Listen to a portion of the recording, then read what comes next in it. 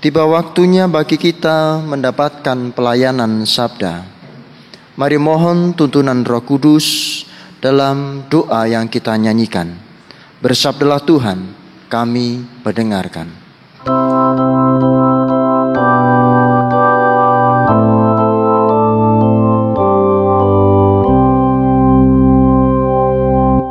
Bersabdalah Tuhan, kami mendengarkan. Bersabdalah Tuhan, kami mendengarkan.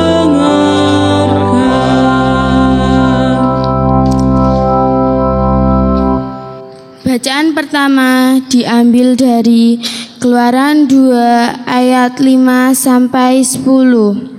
Keluaran 2 ayat 5 sampai 10. Yang demikian firman-Nya.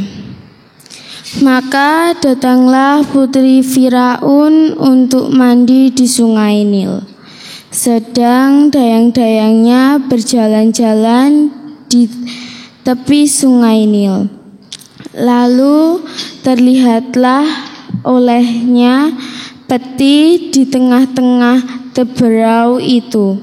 Maka disuruhnya hambanya perempuan untuk mengambilnya.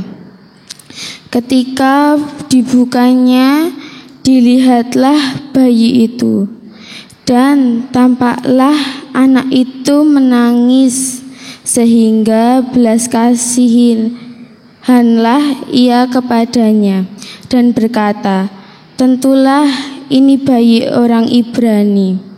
Lalu bertanyalah kakak anak itu kepada putri Firaun, akan kupanggilkan bagi tuan putri seorang inang penyusu dari perempuan Ibrani, untuk menyusukan bayi itu bagi tuan putri.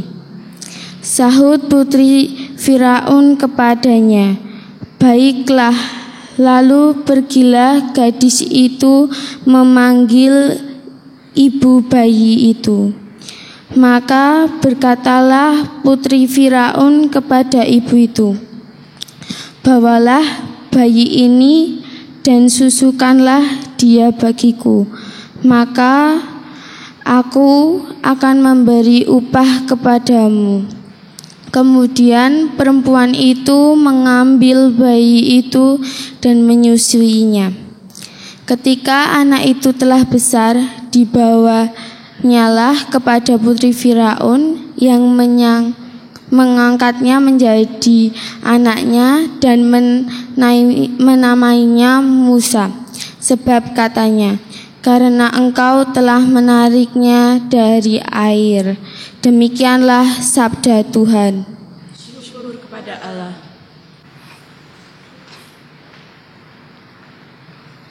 Pembacaan khotbah saat ini diambilkan menurut kesaksian Injil Matius pasal 16 ayat 13 sampai dengan 20.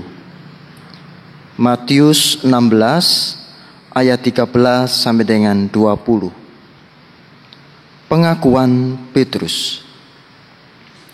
Setelah Yesus tiba di daerah Kaisarea Filipi, ia bertanya kepada murid-muridnya, kata orang, siapakah anak manusia itu?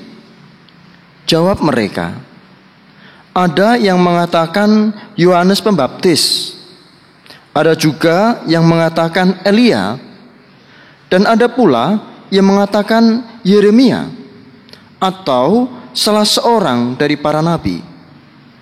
Lalu Yesus bertanya kepada mereka, tetapi apa katamu? Siapakah aku ini? Maka jawab Simon Petrus, engkau adalah Mesias, anak Allah yang hidup.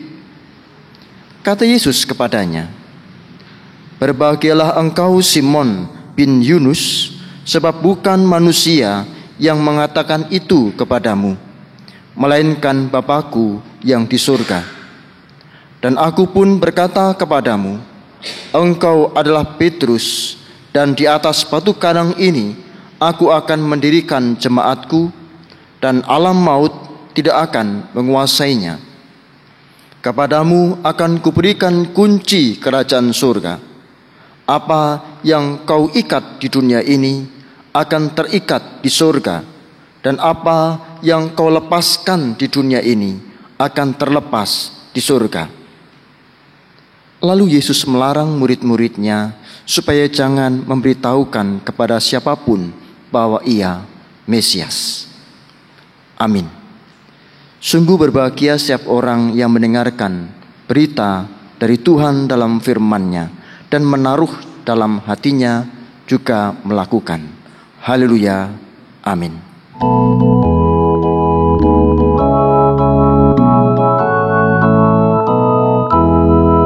Haleluya, haleluya, haleluya, amin.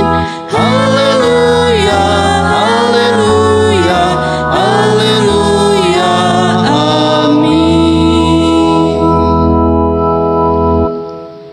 Tema khotbah kita saat ini, pengakuan harus diwujudkan dalam tindakan.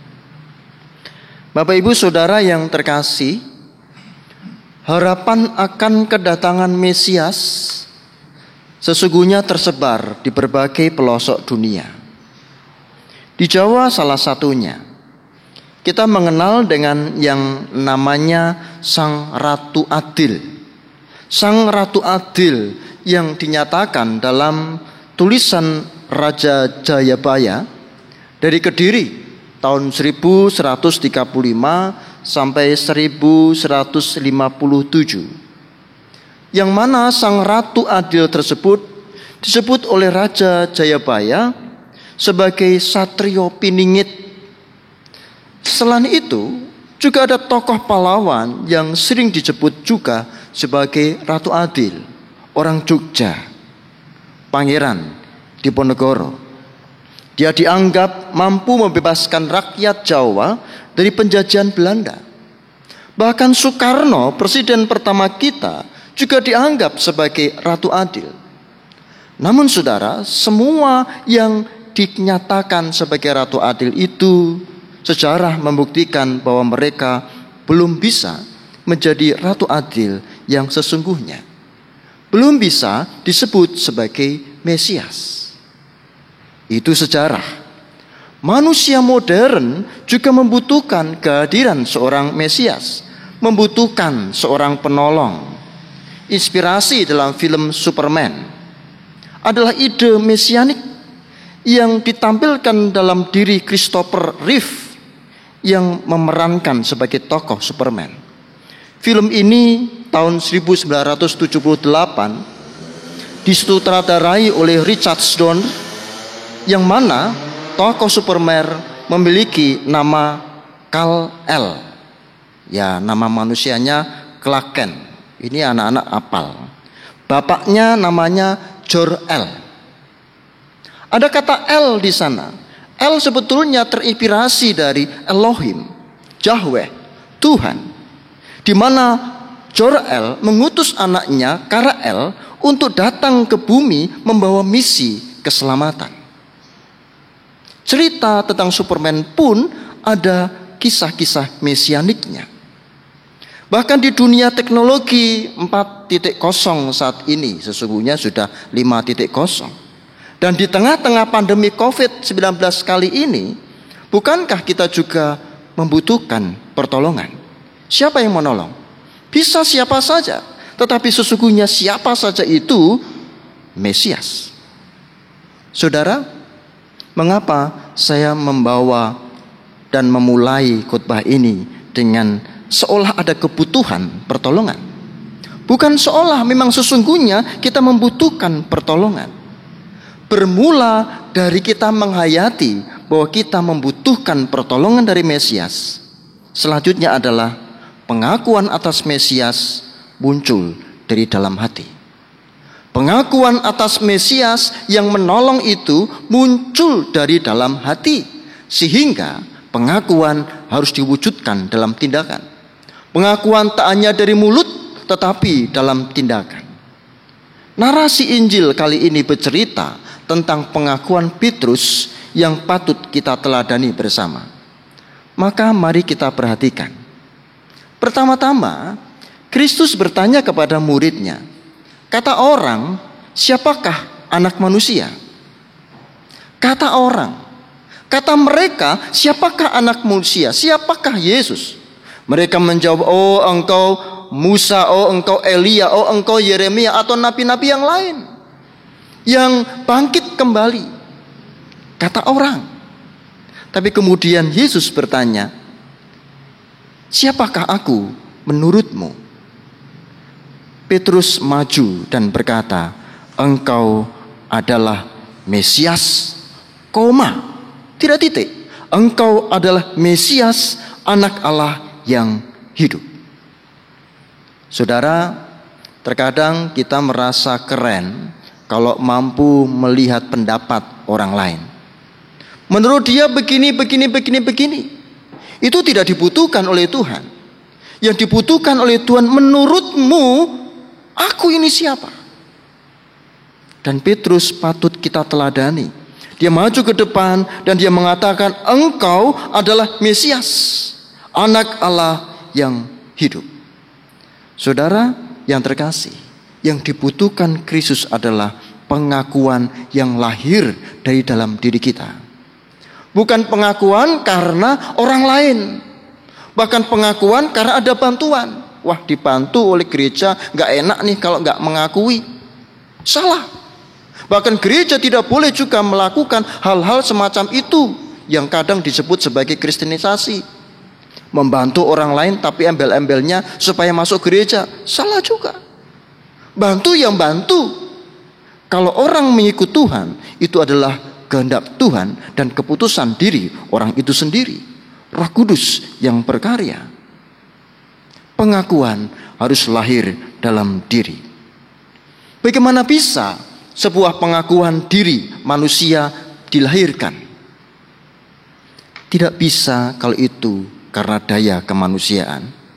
Kata Yesus kepada Simon, berbahagialah engkau Simon bin Yunus, sebab bukan manusia yang menyatakan itu kepadamu, melainkan Bapa-Ku yang di surga.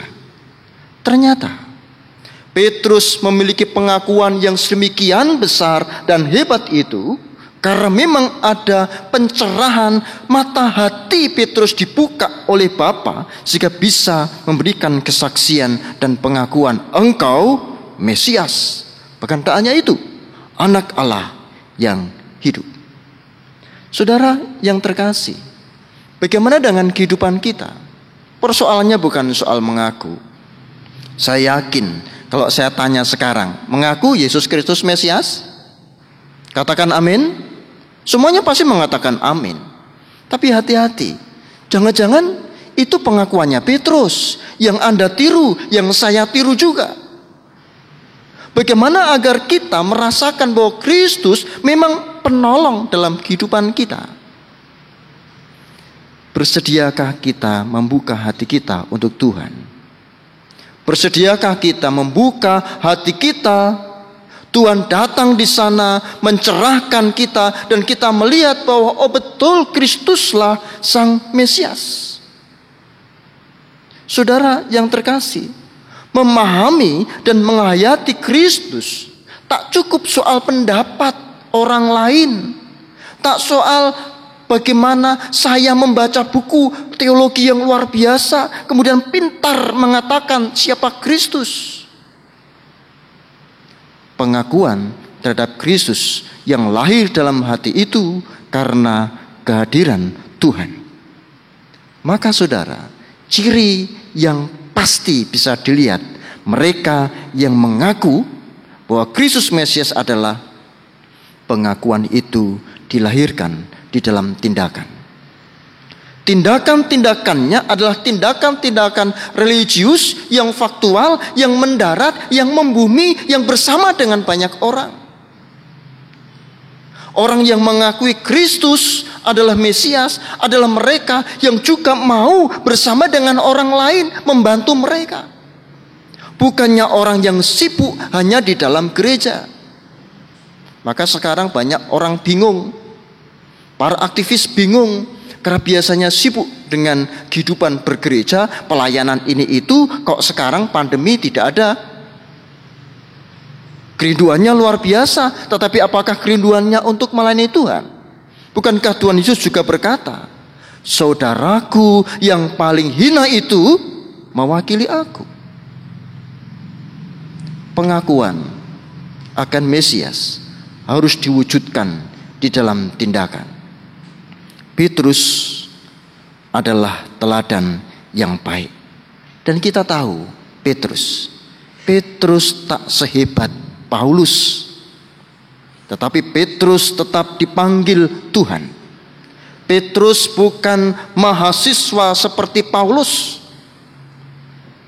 Petrus, Paulus, Yakobus ataupun yang lain menjadi setara, menjadi sama bagi Kristus. Kenapa?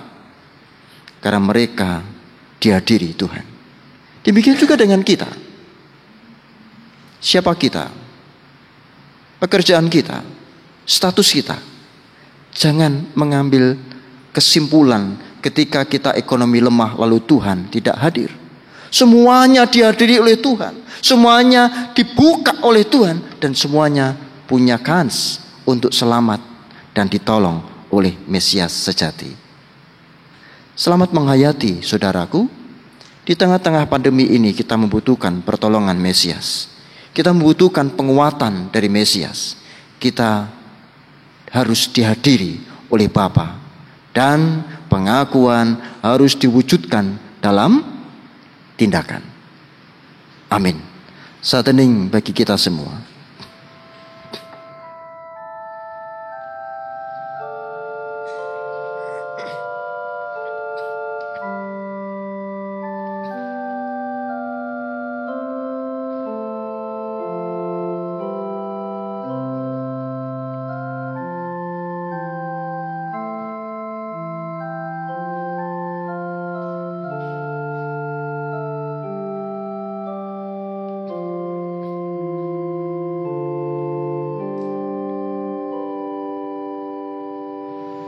Dalam keteduhan dan keheningan, kita ucapkan syukur kita atas firman Tuhan di dalam doa. Kami bersyukur atas firman-Mu itu, ya Allah. Dan kami mengaku kami tidak mampu memberikan pengakuan Mesias tanpa kehadiran Bapa dalam hidup kami. Hadirlah ya Tuhan, buka hati dan pikiran kami melalui Roh Kudus-Mu, sehingga kami dimampukan untuk mengakui seperti Petrus bahwa Engkau adalah Mesias dan Anak Allah. Di dalam nama-Mu, Tuhan Yesus Kristus, kami berdoa. Amin.